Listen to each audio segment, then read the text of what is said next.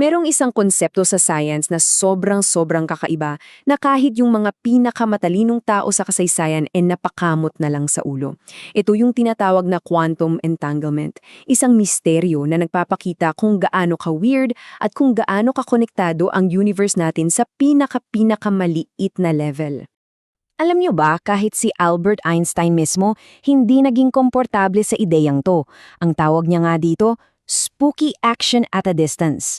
O sa Tagalog parang isang nakakakilabot na aksyon sa malayo. At yan mismo yung puzzle na susubukan nating buuin ngayon. So para mas maintindihan na natin kung ano ba talaga yung bumababagak kay Einstein, kailangan muna nating sagutin ang isang napaka-fundamental na tanong. Ano nga ba talaga itong quantum entanglement na to? Okay, una sa lahat, kailangan nating silipin sandali yung mundo ng quantum physics. Ito yung set of rules na sinusunod ng kalikasan sa level ng mga atoms and particles. Dito sa mundong to, yung isang bagay pwedeng nasa maraming lugar o maraming state ng sabay-sabay. Oo, ang weird pero yan yung laging napaputunayan sa mga experiments. At dito na mayon papasok yung quantum entanglement. Ito yung phenomenon kung saan may dalawang particles na nagkakaroon ng parang special bond. Sobrang special na kapag sinukat mo yung isa sa mismong iglap na yon, alam mo na agad kung ano yung state ng kasana niya, kahit pa nasa kabilang dulo sila ng universe. Para mas madaling magets, heto yung example. Kunwari, gumawa tayo ng dalawang entangled particles. Yung isa, iniwan natin dito sa Manila. Yung partner niya, ipinadala natin sa Mars. Okay?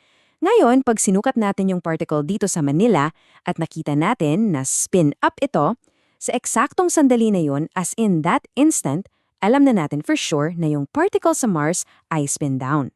Agad-agad, walang delay. Dito na nagsisimula yung gulo. Kasi yung instant connection na yan, parang direktang sinasalungat ang isa sa mga pinaka-fundamental na batas ng universe. So eto yung mismong banggaan. Sa isang panig, meron tayong theory of relativity ni Einstein. Sabi dito, may universal speed limit at yan ang bilis ng liwanag. Walang kahit anong pwedeng mag-travel ng mas mabilis pa dyan, period. Pero sa kabilang panig, heto ang entanglement na parang sinasabing may epekto na instantaneous, mas mabilis pa sa liwanag. Para bang sinisira nito yung pinaka-basic na rule ng physics. Ito yung spooky action na kinakainisan ni Einstein. So, paano to? Naglalaban ba talaga ang dalawang haligi ng modern physics? Well, ang sagot ay nasa isang napakahalagang paglilinaw.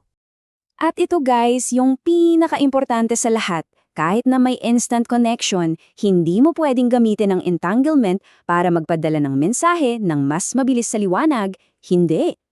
Okay, so, teka, kung hindi pala ito communication, ano yung nangyayari? Ano yung instant connection na yun?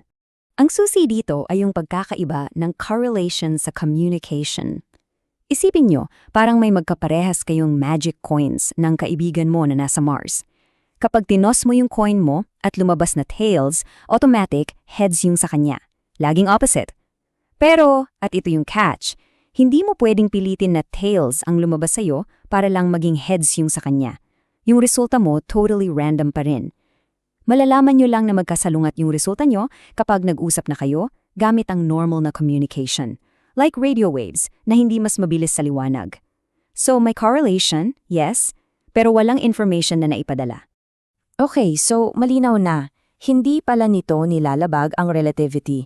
Pero dito na lumalabas yung mas malalim at para sa akin mas mind-blowing na implication tungkol sa kung ano ba talaga ang realidad. Sinasabi kasi ng quantum mechanics na baka mali yung buong pananaw natin sa mundo. Baka hindi yung mga individual na parts yung fundamental, kundi yung kabuuan, yung the whole mismo. Ang ibig sabihin nito, yung dalawang entangled particles, hindi sila talaga dalawang magkaibang bagay na may special connection. Instead, isipin nyo sila bilang iisang system na nagkataon lang na nasa dalawang magkaibang lokasyon. Hindi sila konektado, sila ay iisa. Sobrang laking pagbabago nito sa pananaw natin. Kasi sa classical view yung dati nating pag-iisip, ang universe ay parang isang box ng Lego blocks. Bawat piyesa, hiwalay. May sariling identity. Pero sa quantum view, baliktad. Ang default state pala yung pagiging connected, yung pagiging isang buo. At yung pagiging hiwalay, yun yung special case. Mind-blowing, di ba? At huwag niyong isipin na tapos na ang usapan dito. Actually, dito pa lang nagsisimula yung exciting part. Dahil itong mga ideyang to, ito yung nagtutulak sa mga siyentipiko ngayon papunta sa pinakabagong hangganan ng kaalaman. Ito yung mga malalaking tanong na pinagpupuyatan ng mga physicist na yon. Paano pa natin pagsasamahin yung relativity at quantum mechanics? May mga bagay ba sa universe na hindi pa natin nakikita?